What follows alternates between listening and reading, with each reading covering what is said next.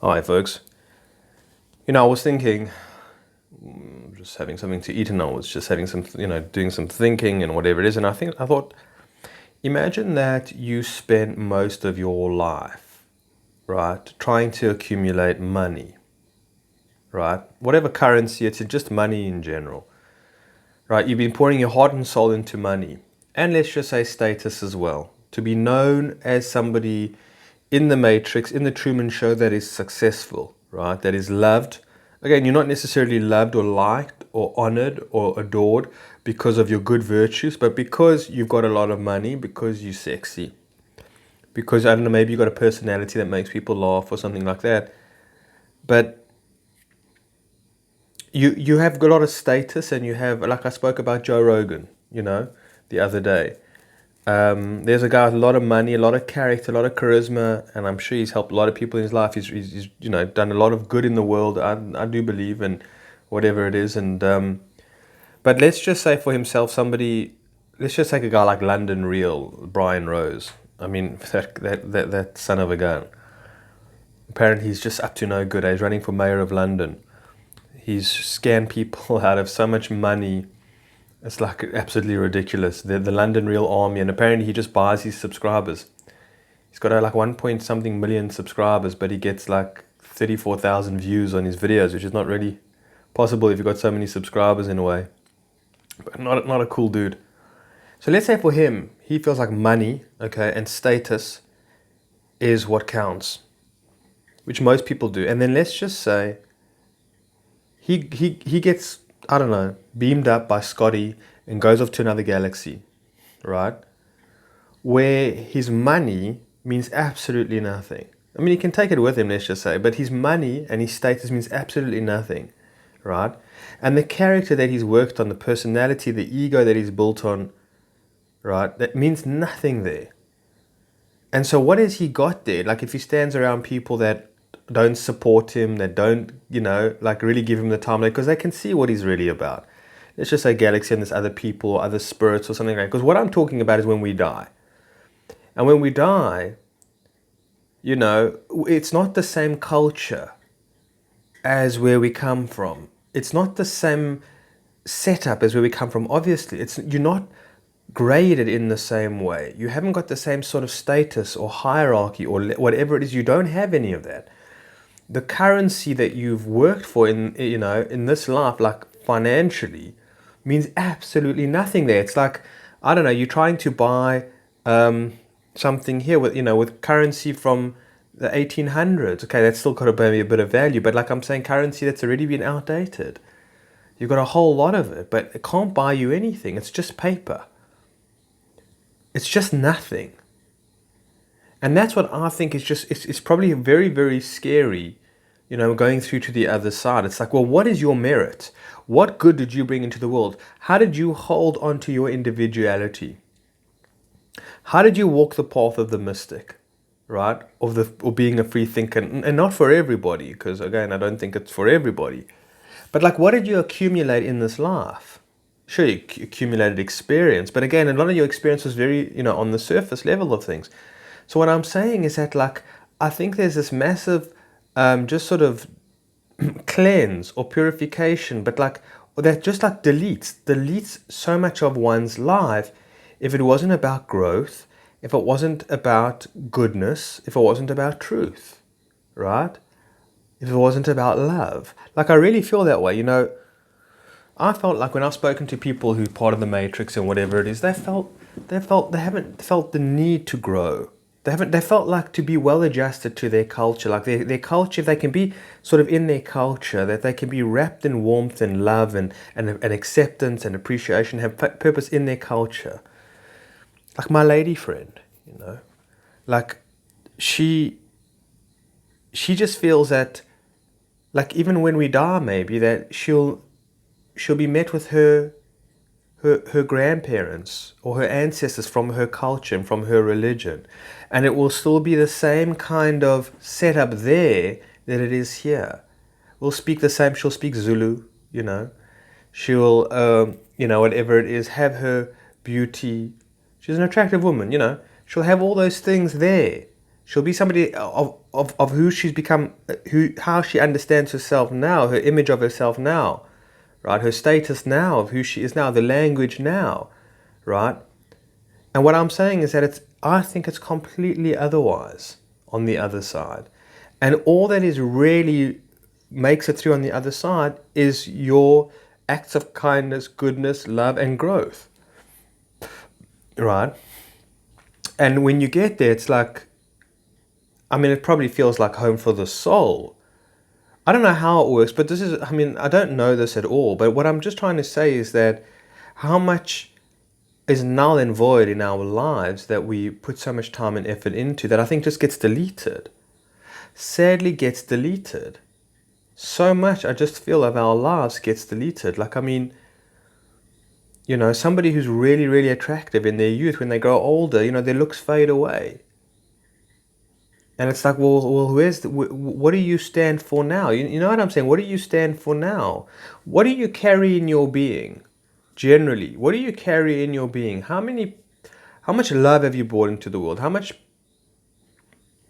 goodness? What have you brought to this world? What have you got in your satchel of life that you're carrying? What can you show for yourself? Right? How can you be more of a blessing in people's lives than more of a challenge, and like an unhealthy challenge in people's lives? How can you bring more peace and love into someone's life more than chaos, anger, confusion? How can you be more authentic in people's lives and not be manipulative? How can you reflect to them their own divinity? Do you have those ingredients? Have you encapsulated that in yourself? Have you integrated that in yourself? Have you found that within yourself? Do you know thyself? Are you a good person? Or are you just somebody who buys the bottles of expensive champagne at the nightclubs? Somebody who's obsessed with taking selfies, uploading them, like that's the value, and that's all I feel gets deleted.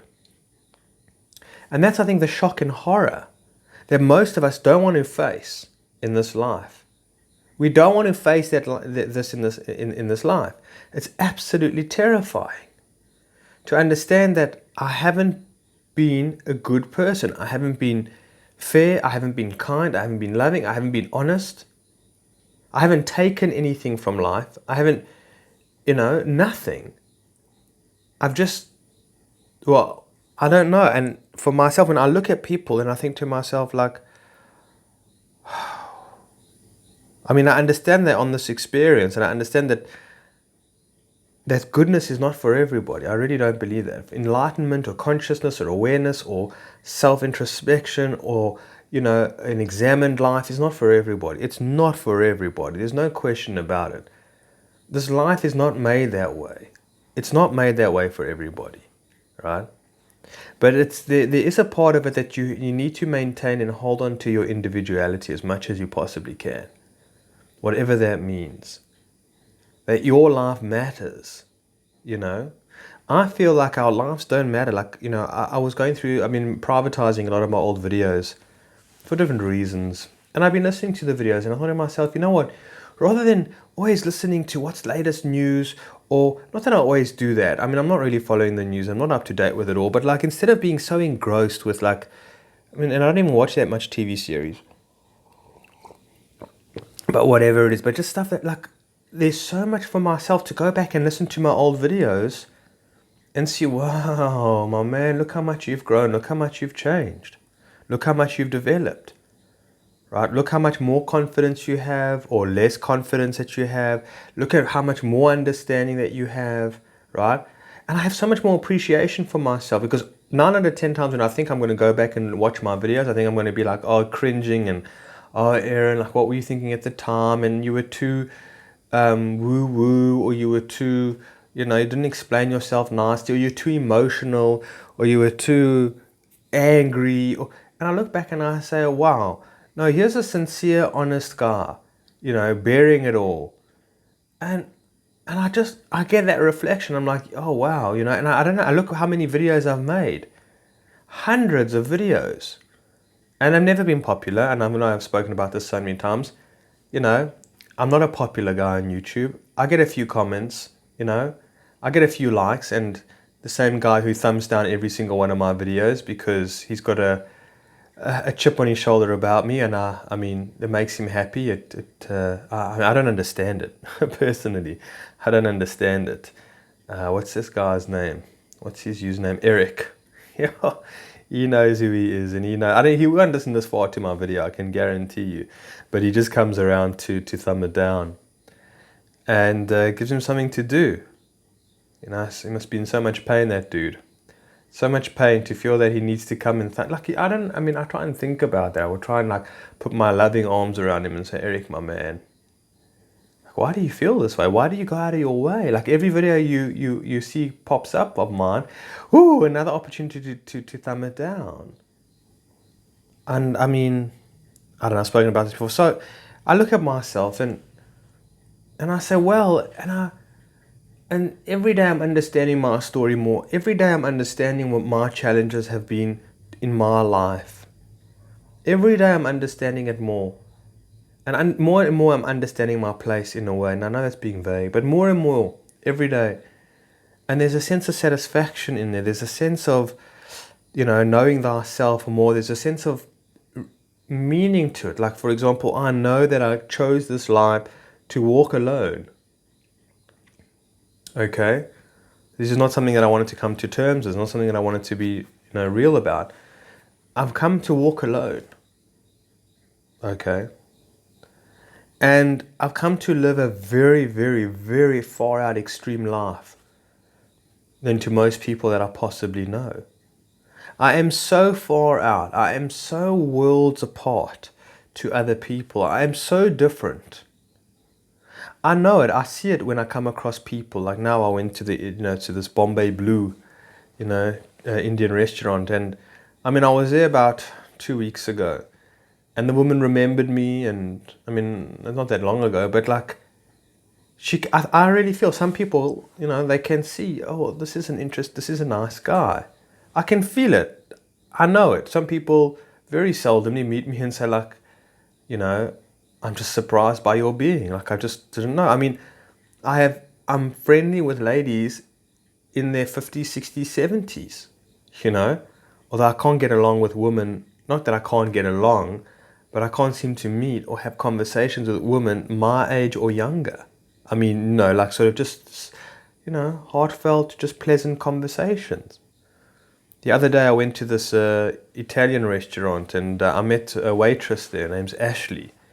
She's probably in her mid-20s or something like that, and I was feeling lonely and, looking for a conversation or a chat, and I don't know, just for 5 minutes, because sometimes I get so lonely, I just want to feel like I exist to the world, and so I went and I couldn't, but I didn't land. I spoke to her boss, Elna, a woman probably in her 60s, and we spoke for like 25 minutes, and we were giggling and whatever, and there's just so much comfort there, but for me, women of my age or younger, no ways. Doesn't happen. So I'm a strange cat. I'm a strange cat. Like I said before, I was born this way. I was born this way. Just being an absolute strange, far out character. I'm absolutely far out. And I suppose I've made peace with that. I didn't understand this before, like how far out I was and how, extreme I was in my thinking and maybe my sensitivity and my mission here, and how different. Like I can't compare myself to the friends that I grew up with nobody. I can't compare it,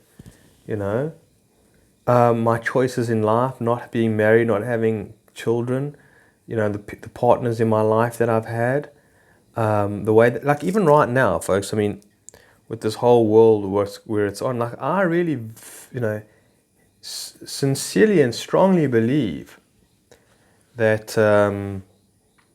the Messiah is on the horizon, that the overlords will present themselves, and they will be the ambassadors, they will be enablers, not conquerors, And I think that a lot of the time, look, I could be very wrong about it, but this is how I view the world, that like, I look at it and I see that, and this is for another video, which I'll do, but like I see that why the CV narrative, why governments have deliberately made themselves so unpopular, why the presidential elections have become such a ruckus and such a circus right? And how like unbelievable it really is. Like it's such an unbelievable scenario. Here you got a guy who's 78 years old, turning 78, Jay Biden, and like he's running for president. I mean, at that age, it's like who wants to do that kind of job? I mean, Trump's not much younger, but I'm just saying it's like, and these characters that are in charge of the, like one of the biggest country in the world. I'm saying the most highly influential country in the world in a way. And you see what's going on, and it's all by design, because I really think that they're trying to have people disillusioned by what's called culture and the structure of things, and and whatever it is. They're trying. There's a whole nother talk that I want to do, but like they're trying to have people lose trust and faith in the establishment, in government, in the health systems.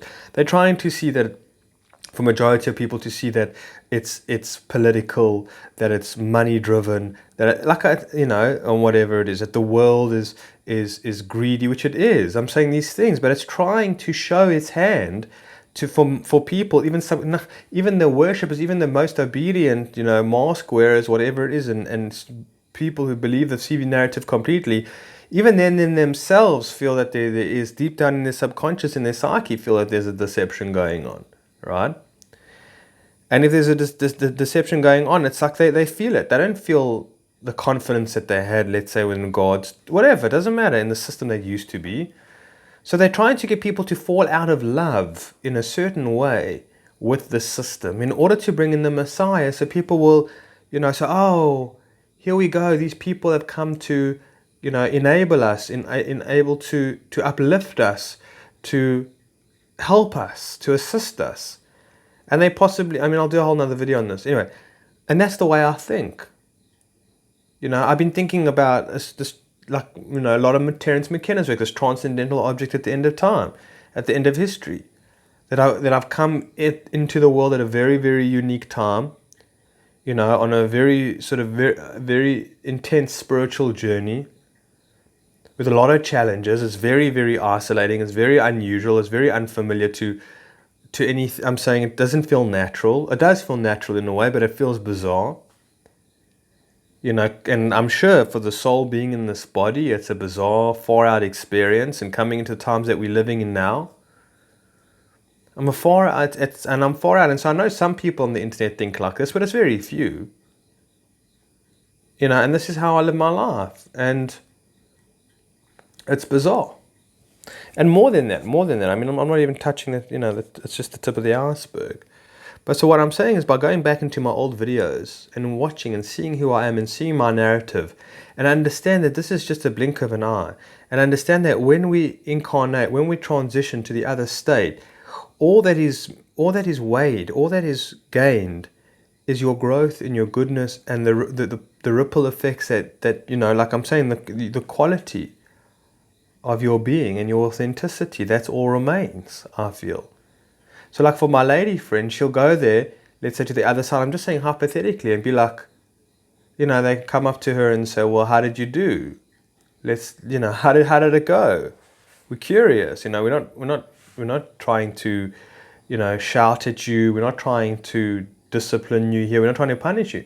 We're interested. How did it go for you? And she's like, well, it was fine. Well, what did you do? I played a lot of dress up. I drank a lot of booze. I watched a lot of TV. I got pretty far at Candy Crush. What else did you do? I had some good restaurants. I got 1,000 friends on Facebook. 2,500 on Instagram. I always had the latest iPhone. These very, very superficial stories, and I'm sorry to say, like, in any sort of tragedies in life. Yeah, my father passed away when I was, 6 years old. How was that? It was fine. I just, it happens. No big deal. Like, what did you... You understand? I'm just saying, like, for people who just live on the surface, she lives absolutely on the surface of things. And that's her challenge. I'm saying that's her. But I'm saying I think every person will come and say, and in that realm they'll be asked honestly, like, well, so how did you do? And even if you're an actor, like, let's say DiCaprio, I say, well, DiCaprio, you're quite a famous guy there. I mean, here you're really a nobody, I mean, in a soul, you're divine in your soul, but like, what's your soul points? How far have you evolved in your authenticity, in your, what have you done? And so, well, I was a good actor, I entertained people, and so, well, did you bring love into the world through your acting? Or did you bring like the character of, Wolf of Wall Street, Jordan Belford? Like, did you inspire people? You probably inspire people through your acting or whatever it is. And like, what kind of father were you? What kind of friend were you? You know? And whatever it is. And like, whoever it might be. And everybody goes through that sort of screening process. So, well, how did you do? Like, how do you feel that you did? Did you understand who you were? Did you learn anything about yourself? And I can tell you, this is for another talk, that 98% of people do not know who they are. I mean, I barely know who I am, but I think I know myself to 15%. I think some people have no idea who they are, and therefore they're not grounded in reality. They're not grounded in time. They're just floating around. They're just reactions. They're just programs. They're just scripts, running scripts or whatever it is. They're just NPCs in a way. They're having an experience. I'm not saying that they're not, right? I'm not saying they haven't got a soul about them. They're having an experience. They're viewing something. It's like, there's somebody like viewing a movie. When someone's watching a movie, you're sitting in the cinema and you're watching a movie, you're having that experience of the cinema, right? But you almost just absorbed in the witnessing. That's all there is. You have no story yourself. You're just having reactions to what's going on the screen. Emotional interactions and reactions on the screen. And that's it. You're not stimulating anything of your own narrative, of your own story, of your own freedom of choice. You're not making your own movie. You're just watching the movie. And you're becoming possessed by a darker nature, which is making you, and you've been hurt in your own life. I mean, there's so much to be said, and you've been disconnected from yourself and your spirit, and therefore it's very hard to understand this. It's like you're not captain of the ship. The ship is sailing, I mean, it's just being blown in the wind, which direction the wind is going in. So you're having an experience of sailing, but it doesn't amount for much. There is no fulfillment in your life. Right? There's no self-activation, self-actualization. There's no connection in yourself. I don't know how to explain this, but I go through the people in your life and just say who knows themselves in your life, who's anchored in themselves, who's consistent, who's integrated to some degree, who's consistent, who seems like they're not just washed away by all the novelty of life and all the expectations, that have a healthy image of themselves, a healthy appreciation of themselves, a trust with themselves, a knowing of themselves, a relationship with themselves, and you can see it and you can feel it and you can sense it, and and I tell you, in my life, I just see children. I just see children running around, just running around. Adults, I'm saying, they are children, like on the playground, right? And you say, well, what are you doing? Oh, I don't know. I'm just running around. So, well, what's going on here? I don't know. It's just happening. We just get up. We just get in our cars. We get into the shower. We eat our food. We get going. The TV tells us what to do. Friends tell us what to do. Parents, religions tell us what to do. What to do. That's what we're doing. I don't know. So, but which direction are you sailing in? What's the reason you say, I don't know? Well, do you go to church? You go to synagogue? Do you go to ashram? Do you go to, temple? Or whatever it is. Yeah, so what do? I don't know. The priest talks about certain things about, whatever it is, or the rabbi or something like that, and then we just go about our way. So what are we doing here? I don't know. Well, who are you in the whole thing? I don't know. I'm everybody else. I'm just everybody else. I'm everybody else. I don't know what to tell you. Can you offer me any wisdom? Can you offer me any lessons that you've learned on life? Anything that's not cliched? Anything that you haven't read, like on a personal motivational website or calendar quote or something like that? Something for yourself?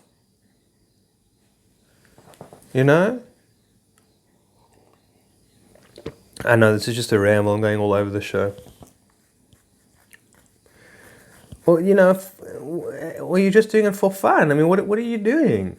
I don't know what to tell you. I don't know. How do you feel that you've grown in the last year? Let's say you say to someone, I don't know. What do you mean grow? Well, I cut out starch from my diet or something like that. Oh, well, that's pretty good. And look, for some people, it's great. But I can tell you that 90% of people, however many, doesn't matter, massive, large amount, don't push themselves, more so than that. Okay, oh, well, I stopped eating gluten. Even if you ask the person, so why did you stop eating gluten? So to be more healthy. Well, why do you want to be more healthy? So I look good. So why do you want to look good? So people like me. Or why do you want to be? Because I like being healthy. I like feeling healthy. Okay, that's a good enough question. But why? Why are you getting up in the morning? Why are you doing anything at all? Well, I have to feed my children. So people live for everybody else. I have to live for my wife. They get complicated. They get involved. Well, I have to pay my rent. I have to do things. So there are all these obligations, and these are the reasons for living. So that's not a reason to live. I once spoke to a friend of mine years ago, and he was saying, for him, he feels he's got no value in his life. He's got no reason for living. He lives for his children. I said, there's no reason to live at all. I said, and not only that, you're not living for them. You're probably hurting them in so many ways that you have no idea. That you have absolutely no idea. You have not, of what you're doing. Because you're not integrated with your spirit. You're not authentic, right? You're not happy to be here, or willing to be, or wanting to be here. And I'm saying we need to want to be here. This sounds terrible. We don't want to be here, let's stay here, but we want to be able to do our job and grow in how much in the way that we need to grow and do the job that we need to do. Like you want to be here and say, well, I want to own my past. I want to own, I know I'm jumping all around here. I want to own my things. I want to have a meaning of my life, my unique life. I want to know myself, because when I die, I don't want to have regret. I don't want to be feeling like nothing was accomplished. I don't want to feel that my life was in vain. I don't want to know that I was living a lie. I don't want to know that I was living like a ghost. I don't want to know that I was living in the waiting room of life and I wasn't actually living. I don't want to have that. That would petrify me. That would, break me. That would traumatize me. I mean, for me especially, So I don't want to have that. I want to know who I am, because knowing who I am keeps me in good company, keeps me in good direction, keeps me, in safe hands, in good company. It allows me to bring goodness into the world, love into the world, support into the world, originality into the world, creativity into the world, imagination into the world. Ideas into the world, beliefs into the world, whatever it might be, being me, connected to who I am, every day knowing who I am keeps me in safe hands and in a place that I can be proud of, knowing myself, knowing who I am. And knowing that the things that by the end of every day that I've lived that day consciously, aware, present, and I've integrated the experiences of that day. And I've learned about myself. I've learned about my emotional reactions. I've learned about my thoughts of that day, my moods of that day. I've learned to not trust so easily, not love so easily, to have more boundaries here. I'm growing. And it makes it worthwhile. It makes the brutality of this world worthwhile. Because it's brutal. So it makes it worthwhile. And it's a fight worth fighting. Like I said, most people have given up on the fight. They don't even know that there's a fight. All they think is that it's just it's a platform for taking selfies. Or becoming popular or something like that. I don't know. Anyway, this is just a ramble of just different thoughts that have been going on for myself. But, I don't know, you are the one that needs to take yourself seriously. I think a lot of us feel so much shame about being so different, so sensitive, you know, so incapable of living, in this world and being a part of it. I feel so much I carry the shame, a guilt, you know. And I often still carry this, but I'm letting that go, that shame and that, whatever it is, that non-conformity part of myself, you know. And I'm cherishing that and I'm blessing that, the part of myself that's not conformist and that's original. Look what I do with my videos. I'm original. I mean, here I am holding myself and I haven't put on a tripod. I mean, I'm just winging it, and I'm not like got the best sound. Okay, I got a microphone, whatever it is, but I don't know. I put up a curtain just to block out the light behind me. It doesn't really matter. I'm saying I do. I'm strange. I know everyone puts up a curtain to block up the light behind. But I mean by that, it's like my brother. I got this curtain from my brother. I've had it for years, and it was too long, so I put the pins. I didn't even bother cutting it and putting this. I'm just practical. Well, I don't know why I'm getting into that, but I'm just quirky and emotional and maybe funny and just weird, bizarre, and my ideas, my feelings, and the choices that I made, whatever, and I can say, "Oh, that's me," and that's my unique signature, and I can embrace that, and I can honor that.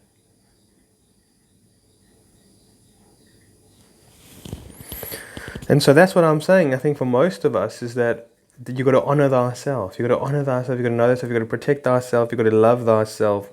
You got to be growing every single day. Every single day. You got to be asking, yourself, if you land up on the other side and they, after, when we die and they say to you, well, look, how do you think you did? How do you think you did? And how do you think you're doing? How do you think you're doing? And if you say, well, I'm not doing so well why not? And I'll say, well, did you take care of yourself? They'll say, not really. Well, why didn't you take care of yourself? Did you take yourself seriously, or did you just want to live the same life that everybody else was living? Did you find your unique purpose? Or did you just follow culture? Like, what did you do? Did you live most of your life in fear? Did you live most of it in love? Like, which way did you live? Or were you, did you believe in yourself? Did you honor your journey for the pains, for the struggles, for the sufferings, for the injustices that you've experienced? Did you hold yourself in kind, loving arms through the trials and tribulations that you went through? Or did you just deny that all? And did you just suppress it all? And did you just blame yourself for it? Or something or other? And then did you just say that it was all meaningless anyways? Or, it's just all just about victimization, just suffering and just abuse, and God is, a tyrant or something like that. Like, what did you make of it? What did you take from it? How did you grow? And what soul points do you have to show for yourself? What lessons did you learn? And how did you assist others? Things like that, I don't know. If it's a bit of a ramble there. I'll end up on that, I suppose. This was fun. So thank you for journeying with me and taking the time and hanging around. We'll chat soon. Take care.